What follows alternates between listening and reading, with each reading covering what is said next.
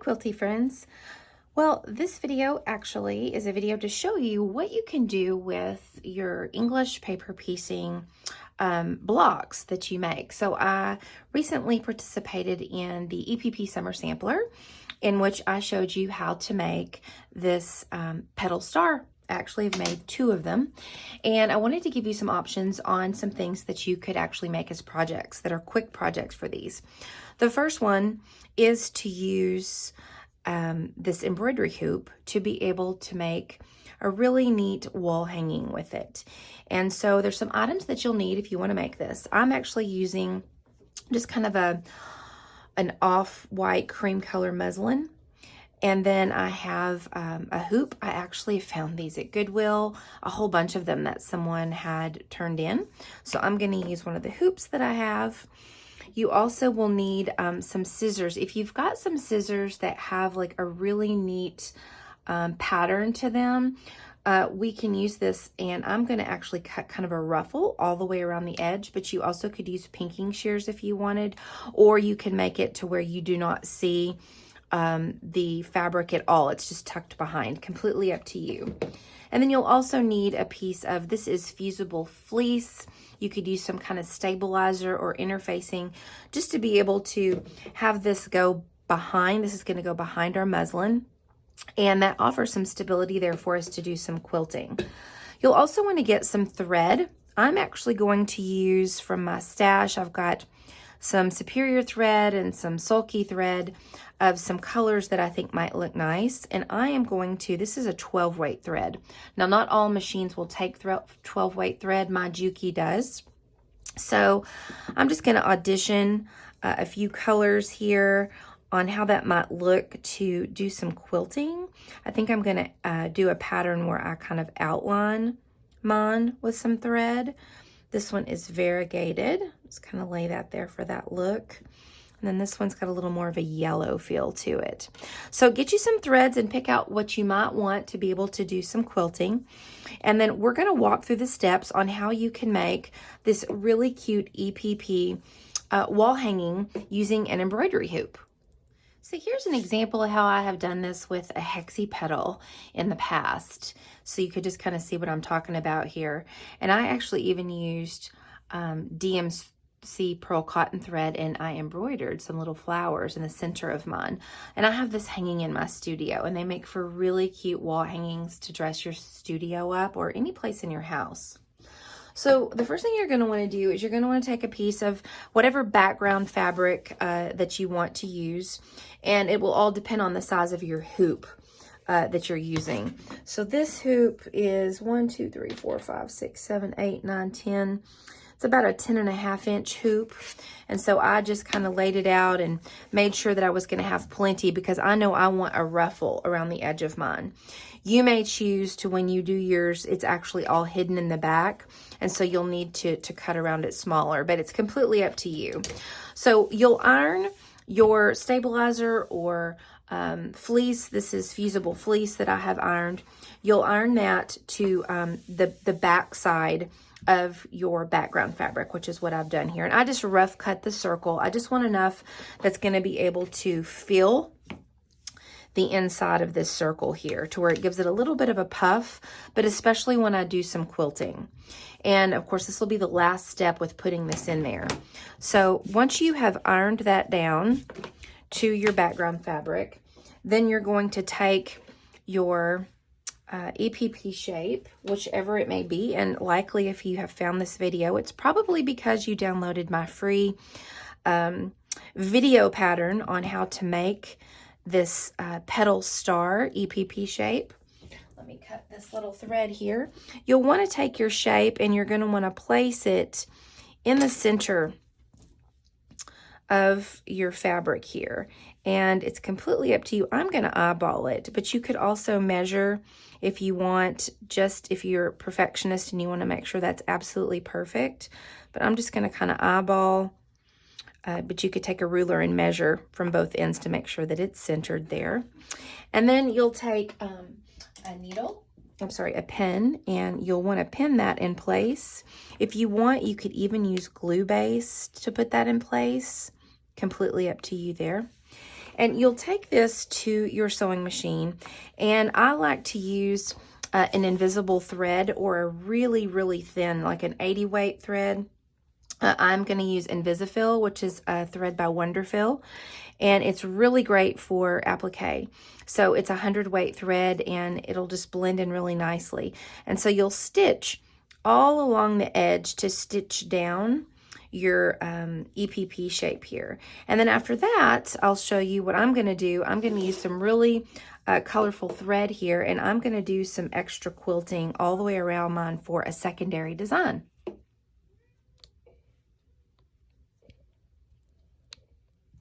Okay, so now I have this over at my sewing machine, and we're going to applique this down. So I have put in a 100 weight Wonderfil Invisifil thread, and you can use other kind of threads that you want, but a thin thread that's not as visible can be really helpful if you don't want to see those stitches.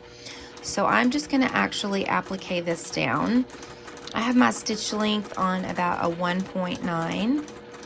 And I'm just going to stitch all the way around. Oh, I would say it's about 1/8 of an inch from the edge. And if you don't want yours to be seen at all, you could completely use invisible thread if you'd like. But I like the Wonderfil. It seems to work really well for me. Just kind of blends in nicely. And that pin that you've got there will really hold that down well so that this stays in place as you stitch all the way around. And once you've got this stitched down, then you'll really be able to focus on quilting around it. Now, if you want, you could actually just quilt over this entire thing. You could do some free motion quilting if you wanted, but definitely make sure that the star here is appliqued down first before you do that, because it could come up if you were doing some free motion quilting over it. But it doesn't take very long at all. So you'll just keep stitching all the way around until we get back to where we start. And this is really a fun project if you want just a really quick make. So here, if you've got some of these EPP shapes that you've made, but you don't really want to make a full quilt with it, but you really want to be able to kind of show it off, especially if you have some fabrics maybe that you have fussy cut, and you're wanting to be able to use those. This is a great way to do that. Or if you're wanting to add some art, maybe some wall art or decorations to your studio, this is a great way to do that. And again, like I mentioned, I picked up my embroidery hoop from Goodwill. Someone had dropped off, I think, about 5 or 6 of them, and I got them for maybe $1 a piece. So I'm a big thrifter and love flea markets. If you follow me on Instagram, you probably know that about me. So we're back to the end, and I'm going to back stitch. And there we go. You've now appliqued this down, and so I'm just going to cut my threads here. And if you want to stitch down the center all the way around here, you can. I'm not going to worry about it because this is not something I'm going to be washing. And so now what I'm going to do is I'm going to change out my thread, and I'm actually going to do some quilting and outline this EPP shape with some really bold thread that coordinates with the center here of my hexie. And I think that's really going to add quite a bit of extra to this. So let me change out my thread, and I'll show you what that's going to look like. Okay, so I have now switched out my thread. Now I have on 12 weight superior thread. It's called So Sassy, and it's just something that I had in my stash for a while. Now with this thicker thread, some sewing machines, maybe your lower end sewing machines, may not do well with this. I have a semi-industrial Juki, and I am able to use it without any problem. And I just actually have regular 60 weight bobbin thread, and it's just in a neutral color. So you don't put this in your bobbin, just on the top, and it usually works pretty well. So I'm just going to actually outline this. I think I'm probably going to just lower my presser foot and use the edge here as a guide on how far out I'm going to stitch initially, and then I'll go from there. So I'm going to start, I think, about right here. And I've moved my stitch length up to 3.5. And that way I've made it just a little bit longer with my stitch length. So I'm going to put my needle down. I'll do one back stitch. And then just kind of go slow. If you're using the larger thread, you don't want to go too fast. And I am using a 70-10 needle, but you could do an 80 if you wanted. And then I'm just going to pivot. And then just kind of eyeball up to where the point would be before I pivot again. It looks like I need to go up one more. Here we go. Then come back down, and that'll let me follow my line there. So you see what I'm doing? I'm just following the outside line of my EPP shape. And then I'm going to pivot again.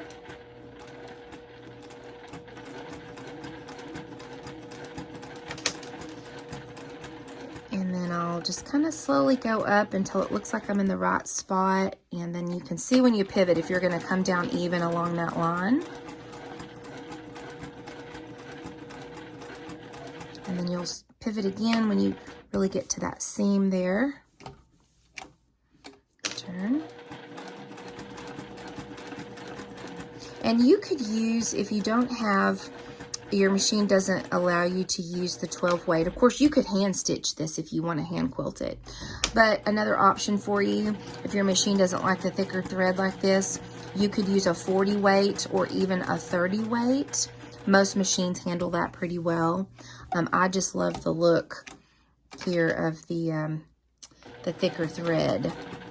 And since my machine allows for that, then that works out pretty well.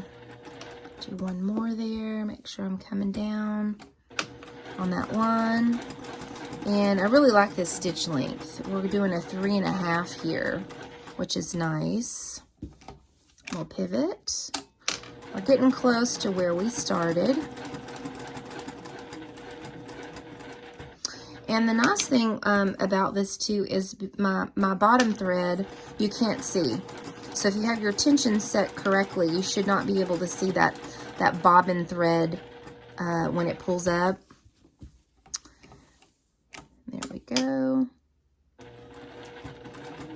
And then I'm going to come all the way up to about where I think that's going to be the correct place for the pivot there.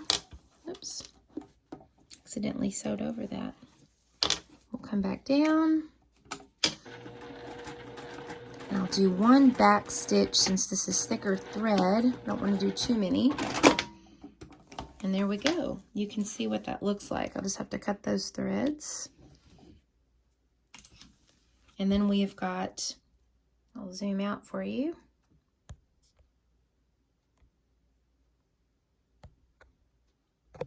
Nope, it's not going to let me zoom out. There we go. You can see what that looks like all the way around. So now I have to decide if I want to do maybe one more. I think I actually may do one more all the way around the edge here, and then I'll be done. Or I even could do something kind of neat here. Maybe I'll trace out some kind of diamond shape might work, or a triangle shape, we'll see. But you could do all kinds of different patterns here for this. So after I'm done quilting this, then we'll come back over to my workstation, and I'll show you how to put this in the hoop. Okay, so this is what I ended up doing for my quilting.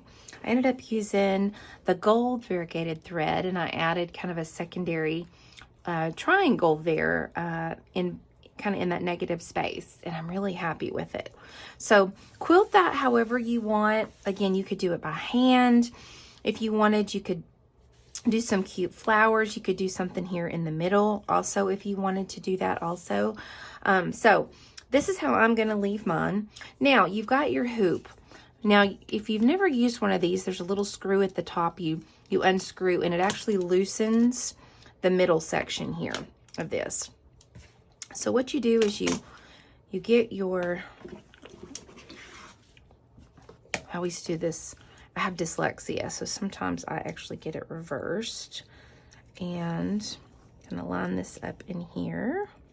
And then the smaller part is going to go underneath. So put the smaller part underneath, and I'm going to try to get it where my fusible fleece is lined up pretty well. Move that down slightly. There we go. Over just a bit. And I want my star points to be up. So I'm going to turn that to where this is actually even. And you just kind of mess with it just a little bit to make sure. And what you could do, the reason I didn't do my fusible all the way to the end, because I didn't want it to be too thick when I put this hoop on. So I think that looks pretty good. So you will just smash the larger hoop around. You may have to loosen up the screw a little bit. I think I'm gonna have to loosen this up just a bit.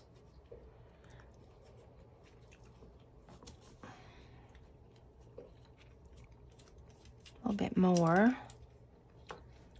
Make that fit around there. There we go. Okay. And then you will just tighten it again like that till you get it nice and tight.